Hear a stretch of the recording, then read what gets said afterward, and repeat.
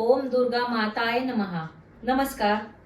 आजच्या व्हिडिओमध्ये मी आपलं सर्वांचं मनापासून स्वागत करते. आज आपण नवरात्रीच्या 9 देवींची रूपे, 9 नैवेद्य, 9 रंग आणि 9 मंत्र याबद्दल सविस्तर माहिती घेणार आहोत. तर नवरात्रीच्या पहिल्या दिवशी शैलपुत्री देवीची उपासना केली जाते. या देवीला हिमालयाची कन्या असेही म्हणतात. नैवेद्यामध्ये साखर पाक, गुळ नारळ, शेंद्री रंगाची फळे अर्पण केली जातात.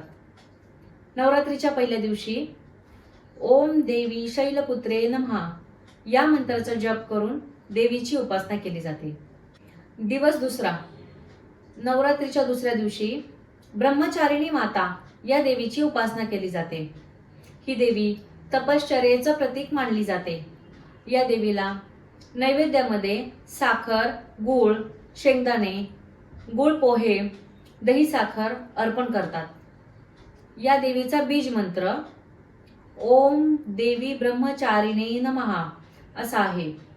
या मंत्राचा जप करून देवीचे आशीर्वाद प्राप्त करू शकतो आपण. त्यानंतर दिवस तिसरा. नवरात्रीच्या तिसऱ्या दिवशी पूजली जाणारी देवी ती म्हणजे चंद्रघंटा देवी. चंद्रघंटा देवीच्या मस्तकावर अर्धचंद्र असल्याने तिला चंद्रघंटा असे नाव दिले गेले आहे. चंद्रघंटा देवी पराक्रम, शौर्य याचे प्रतीक आहे. या देवीला दूध किंवा दुधापासून बनवलेले पदार्थ, शिरापुरी व केळी नैवेद्य म्हणून अर्पण करतात.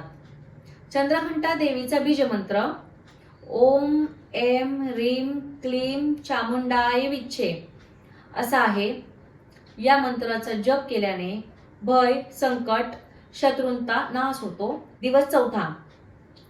नवरात्रीचा चौथा दिवस कुष्मांडा देवीसाठी महत्त्वाचा मानला जातो. कुष्मांडा देवी हिला ब्रह्मांडाची निर्मिती करणारी देवी म्हणतात. या देवीला भोपळ्याचा व मालपोवाचा नैवेद्य दाखवतात. या देवीचा बीज मंत्र ओम ऐं ह्रीं क्लीं कुष्मांडाय नमः असा आहे. नवरात्रीच्या चौथ्या दिवशी या मंत्राचा जप केल्याने साधकाला आरोग्य, दीर्घायुष्य आणि जीवनात आरोग्याची भरभराट होते. दिवस पाचवा. नवरात्रीच्या पाचव्या दिवशी ज्या देवीची उपासना केली जाते ती म्हणजे स्कंदमाता. स्कंदमाता ही मातृस्वरूपातील देवी आहे. पार्वती माता हिला स्कंदमाता असे नाव देण्यात आले. या देवीला नैवेद्यामध्ये केळी, मोसंबी, हिरवे फळ, गहू, हरभरा अर्पण करतात. या देवीचा बीज मंत्र पुढील प्रमाणे आहे ओम देवी स्कंद माताय नमः. या मंत्राचा जप केल्याने साधकाला आध्यात्मिक दृष्ट्या ब्रह्मज्ञानाची प्राप्ती होते. दिवस सहावा.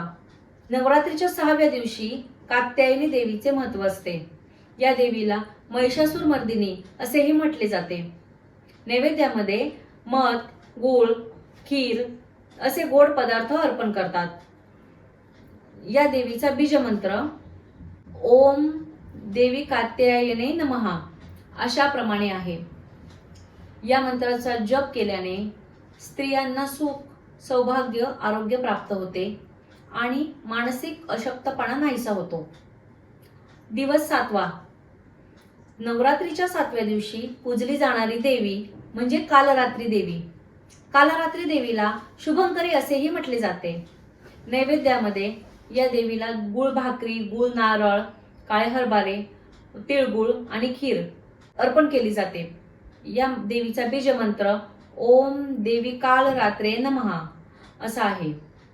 या मंत्राचा जप केल्याने जीवनात सकारात्मक बदल, आत्मबल व शांती प्राप्त होते. दिवस आठवा. नवरात्रीच्या 8व्या दिवशी महागौरी देवीची पूजा केली जाते. महागौरी ही पार्वती माता, शंकराची अर्धांगिनी मानली जाते. महागौरीला खीर, पुरी, नारळ, साखर, पान सुपारी असा नैवेद्य अर्पण केला जातो.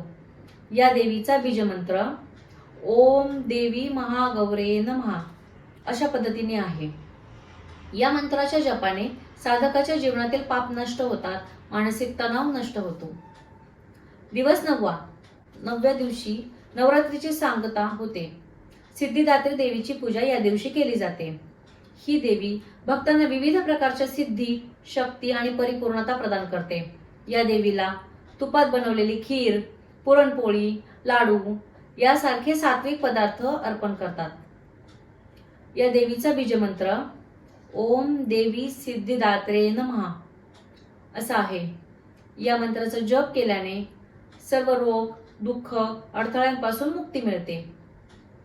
तर ही होती नवरात्रीच्या 9 देवीच्या रूपांची, 9 नैवेद्यांची, 9 मंत्रांची माहिती.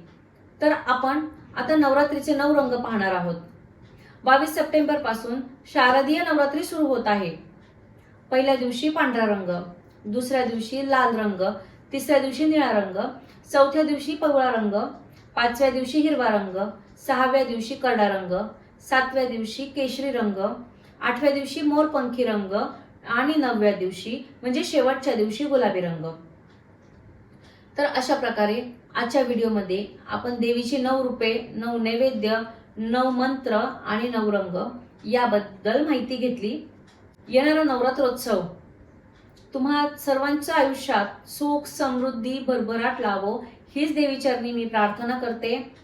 तर अशाच प्रकारच्या धार्मिक व्हिडिओसाठी आपल्या चॅनलला सबस्क्राईब करा आणि बेल आयकॉनवर क्लिक करा. जय अंबे.